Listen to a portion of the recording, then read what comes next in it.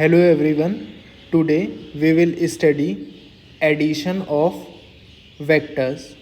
So there are three laws to add two vectors. The first law is triangle law of vector addition. Okay. So let us say that I have two vectors, A vector and B vector, and the angle between them is theta. So why I have taken this angle as theta? So please remember that to find the angle between two vectors, their tails should be joined. So to join the tail of A vector and B vector, let us keep B vector intact and just shift A vector a little forward without rotating it. Okay, so this angle is theta. That means angle between A vector and B vector is this angle, not this angle. Why? Because here the head of one is at the tail of second, and to find the angle between two vectors, the tails of both the vectors should be joined. Okay, so let us say this is our first displacement and this is second displacement. What will be the resultant displacement if I just add these two displacements? So this will be this displacement.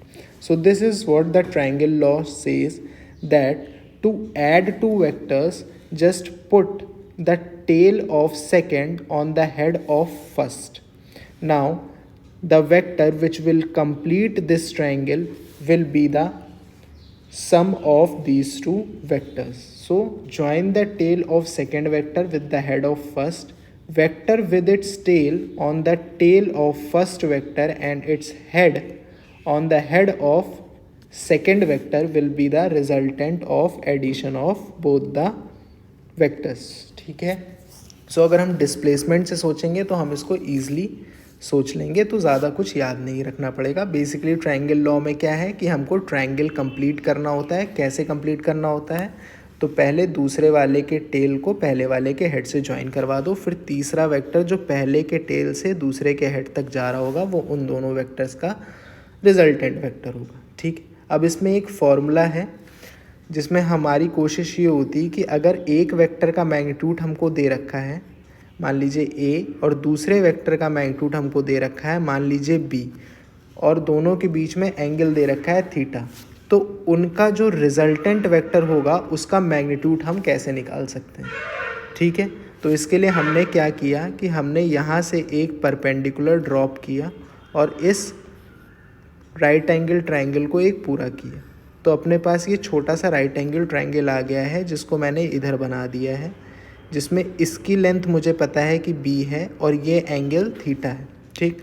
अब मैं इस triangle से बोल सकता हूँ कि sine theta is equal to x upon b, यानी कि x की वैल्यू आ गई b साइन थीटा, और मैं बोल सकता हूँ cos theta is equal to y upon b, तो y की वैल्यू आ गई b कॉस थीटा. इन दोनों वैल्यूज़ को मैंने यहाँ पे रख दिया है.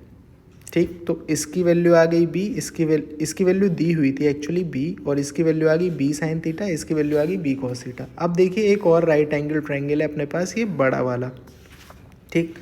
तो इसकी वैल्यू आ गई b साइन थीटा. अब इसकी यहाँ से यहाँ तक जो लेंथ थी वो थी a, और यहाँ ये लेंथ अपने पास आ गई b कॉस थीटा. तो टोटल लेंथ अपने को क्या बन गई a plus b cos theta, और ये लेंथ क्या है b साइन थीटा. तो अब जो इनका हाइपोटेन्यूज है इसके लिए हम क्या लगा सकते हैं, पाइथागोरस थ्योरम. तो that will be under root a plus b cos theta का square plus b sine theta का स्क्वायर. तो ये हो जाएगा दोनों के रिजल्टेंट का मैग्नीट्यूड. अब वही मैंने अंदर रखा. तो अब जैसे ही हमने ब्रैकेट्स को ओपन किया तो अपने पास आ गया a square plus 2ab cos theta plus b square cos square theta plus b square sine square theta. अब सोचिए हम इसमें b स्क्वायर को कॉमन ले लेते हैं तो अंदर क्या बचेगा, cos square theta plus sine square theta. Cos square theta plus sine square theta is 1. तो ये क्या हो गया a स्क्वायर, इन दोनों को साथ में लिया तो क्या आ गया b स्क्वायर, और ये क्या आ गया 2ab कॉस थीटा. ये फॉर्मूला हमको याद रखना पड़ेगा. तो बेसिकली क्या बोला मैंने कि if angle between A vector and B vector is theta, ध्यान रखें उन दोनों के बीच का एंगल ये होगा, ये वाला नहीं होगा. क्यों? क्योंकि पहले तो आपको दोनों की टेल्स ज्वाइन करनी पड़ेगी. टेल्स कैसे ज्वाइन करेंगे, ए वेक्टर को थोड़ा सा आगे शिफ्ट करो फिर टेल ज्वाइन होगी. तो if the angle between A vector and B vector is theta, then magnitude of A vector plus B vector, यानी कि ए वेक्टर और बी वेक्टर दोनों को जोड़ के जो वेक्टर आया है उस वेक्टर की जो लेंथ होगी वो equal to under root length of first vector का square plus length of second vector का square plus 2 times length of first into length of second into cos of the angle between those two vectors. ठीक, this formula we will have to remember that magnitude of resultant is under root A square plus B square plus 2ab cos theta. इसको समझने के लिए एक simple सा question देख लेते हैं. So what is given is there are two vectors of magnitude 10 centimetre each, यानी कि दो वेक्टर्स हैं और दोनों का मैग्नीट्यूड 10 सेंटीमीटर है and the angle between them is 120 degree.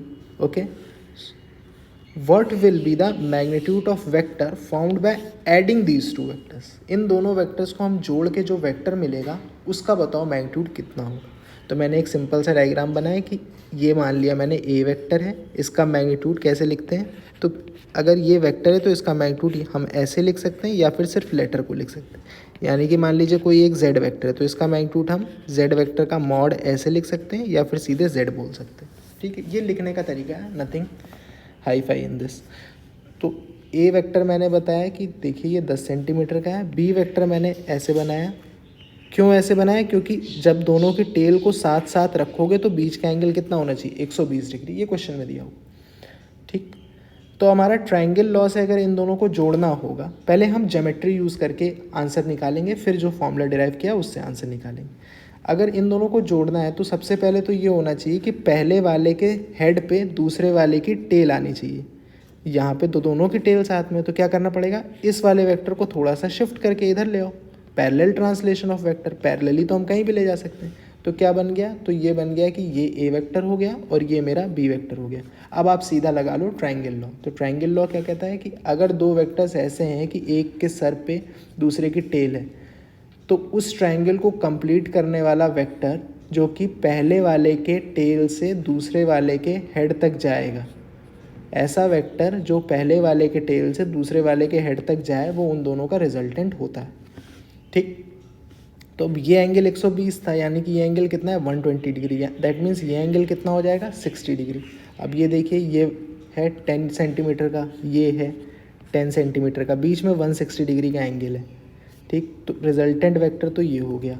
ठीक, अब ये जो ट्रायंगल बन रहा है इसमें ये एंगल अगर 60 डिग्री का है और ये साइड बराबर है, यानी ये दोनों एंगल्स बराबर होंगे और कितने मैग्नीट्यूड के होंगे, 60 डिग्री के होंगे. तो ये बेसिकली क्या बन गया, इक्विलैटरल ट्रायंगल. तो इक्विलैटरल ट्रायंगल बन गया, यानी कि दो साइड 10 के हैं तो तीसरा साइड भी कितना होगा 10 सेंटीमीटर. तो क्या आया कि A vector plus B vector का जो मैग्नीट्यूड होगा वो 10 सेंटीमीटर होगा. अब फॉर्मूले से निकालते हैं. तो फॉर्मूला अपना क्या कहता है कि इन दोनों को जोड़ के जो वेक्टर आएगा उसका मैग्नीट्यूड होगा पहले के लेंथ का स्क्वायर प्लस दूसरे की लेंथ का square plus 2 times length of A into length of B into cos of angle between them. ठीक, तो पहले की लेंथ 10 थी तो उसका स्क्वायर आ गया 100, दूसरे की लेंथ 10 थी तो उसका स्क्वायर आ गया 100. ये 2 का 2 आ गया, A is 10 B is 10 and cos of angle between them, दोनों के बीच में एंगल कितना है 120 डिग्री. तो cos 120 degree we can find by कि cos 120 degree is equal to cos 180 minus 60 and cos 180 minus theta is minus cos theta. ये this formula you will have to remember. Cos 180 minus theta is minus cos theta. Why minus, because second quadrant में cos is negative. ठीक, so minus cos 60 that means minus 1/2. जैसे ही आप cos theta की value यहाँ पे put करोगे आपका answer आएगा under root 100, that means 10 centimetre. और ये चीज़ आपको, अब ये क्वेश्चन जो है बहुत एग्जाम्स में आ चुका है, तो ये आपको याद भी करना चाहो तो आप कर सकते हो कि अगर दो वेक्टर्स हैं एंड दोनों के बीच में, अगर दो वेक्टर्स हैं और दोनों के बीच में 120 डिग्री का एंगल है, ठीक है, और दोनों वेक्टर्स के जो लेंथ है वो बराबर है और दोनों के बीच में 120 डिग्री का एंगल है, यानी कि इन दोनों को जोड़ के जो वेक्टर आएगा वो भी सेम लेंथ का होगा. यानी कि अगर इन दोनों की लेंथ x है और बीच में 120 का एंगल है तो ये जो रिजल्टेंट आएगा इसकी भी लेंथ क्या होगी, x होगी.